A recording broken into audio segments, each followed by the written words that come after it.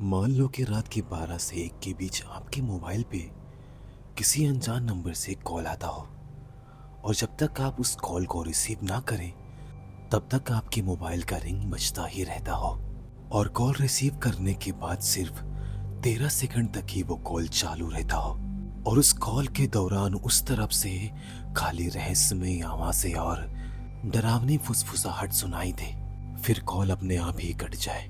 और ऐसा आपके साथ एक नहीं दो नहीं बल्कि रोज होने लगे तो आप क्या करेंगे? नीचे कमेंट बॉक्स में कमेंट करके जरूर बताएं। और अब मैं आपको ले चलता हूँ इस कहानी की तरफ जो बेहद डरावनी और खौफनाक है। रात के ठीक 12:15 हो रहे थे। आरव अपने कमरे में बैठा अपना मोबाइल स्क्रॉल कर रहा था।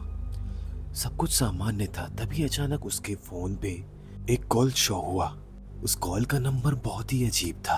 उस नंबर में ना ही कंट्री कोड और ना ही एसटीडी कोड था। लगातार बस एक ही अंक का नंबर था, जैसे किसी मशीन ने उस नंबर को बनाया हो।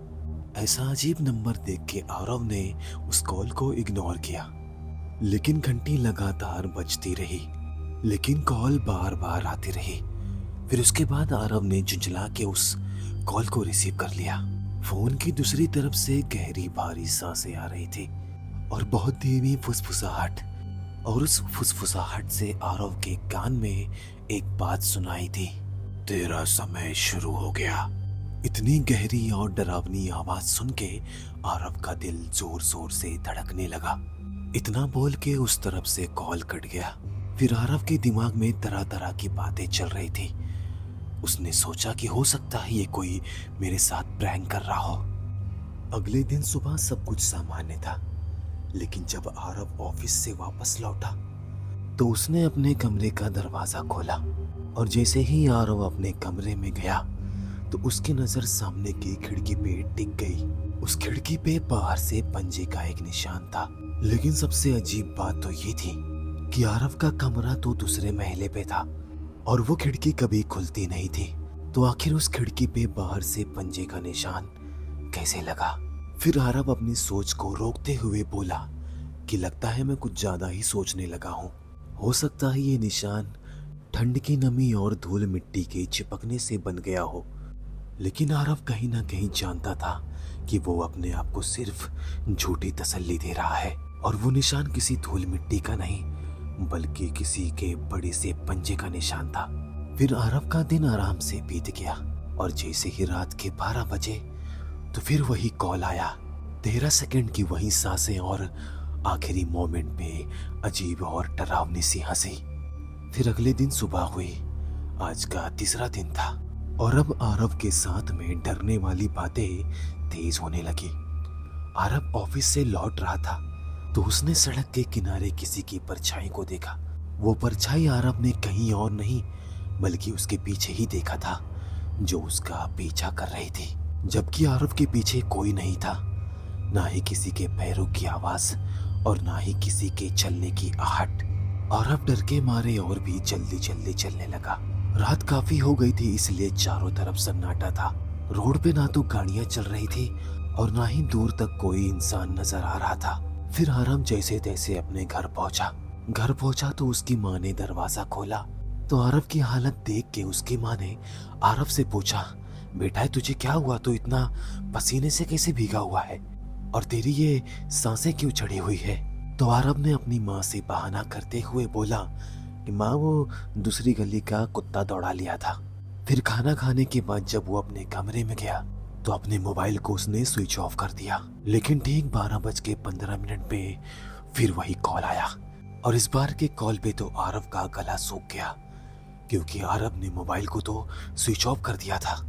तो आखिर ये कॉल कैसे आ सकती थी? तो हिम्मत करके आरव ने उस कॉल को उठाया तो सामने से आवाज आई, अपने मोबाइल के गैलरी में देख। और इतना बोल के वो कॉल कट गया। फिर आरव जल्दी से मोबाइल की गैलरी में गया। आरव ने गैलरी में देखा कि एक अनजान फोटो सेव है।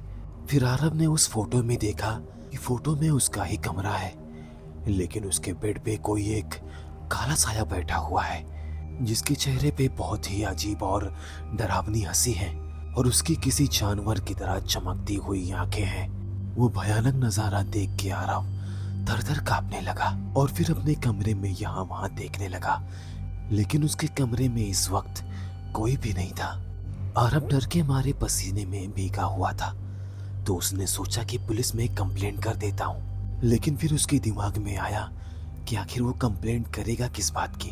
फिर ऐसे ही धीरे धीरे कुछ दिन और बीत गए। आज का 7वां दिन था। अब हालत और बिगड़ चुकी थी।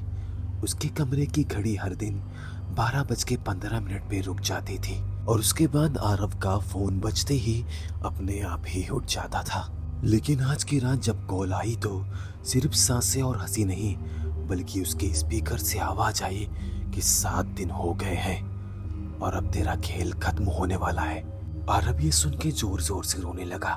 आरव की रोने की आवाज सुन के उसके मम्मी पापा उसके कमरे के दरवाजे पे आए, लेकिन आरव का दरवाजा तो अंदर से लॉक था। वो दोनों दरवाजा खोलने की बहुत कोशिश कर रहे थे और बार बार दरवाजा खटखटाते हुए आरव को बुला रहे थे, लेकिन आरव अपने बेड पे बैठा एकदम जम चुका था। वो हिल तक नहीं पा रहा था। फिर धीरे धीरे उसके कमरे में ठंडक बढ़ने लगी। फिर एक धड़ाम करके जोर की आवाज आई। आरव उस आवाज को सुन के एकदम चौंक गया। वो आवाज आरव के खिड़की के कांच के टूटने की आवाज थी। आरव ने जब उधर देखा तो खिड़की से कोई काला साया उसके कमरे में आ गया था। फिर वो साया धीरे धीरे उसकी ओर बढ़ने लगा। फोन से आती आवाज गूंज रही थी, तेरा समय पूरा हो गया है, 13 सेकंड खत्म। आरव के माता पिता अभी भी उसके कमरे के दरवाजे पे खड़े दरवाजा खटखटा रहे थे और जोर जोर से अंदर ढकेल रहे थे, लेकिन वो दरवाजा नहीं खुला और उस कमरे के अंदर से सिर्फ आरव के रोने और चीखने की आवाजें गूंज रही थी। रात भर यही चलता रहा। फिर अगले दिन सुबह जब आरव के पापा ने अपने पड़ोस के कुछ लोगों को बुलाकर उस कमरे के दरवाजे को तोड़ा तो आरव बेड पे उल्टा पड़ा हुआ था। उसका आधा शरीर बेड पे था और आधा फर्श पे पड़ा हुआ था। फिर उन लोगों ने मिलकर जल्दी से आरव को हॉस्पिटल पहुंचाया। फिर डॉक्टरों ने चेकअप करने के बाद बताया कि आरव कोमा में जा चुका है। और ये बात सुन के उसके मम्मी पापा वहीं हॉस्पिटल में जोर जोर से रोने लगे। तो दोस्तों, आपको ये कहानी कैसी लगी कमेंट करके ज़रूर बताएं। और अगर आपको ये वीडियो पसंद आती है तो हमारे YouTube चैनल को ज़रूर सब्सक्राइब करें। और फिर मैं आपको मिलूंगा एक नई स्टोरी के साथ। तब तक के लिए गुड बाय।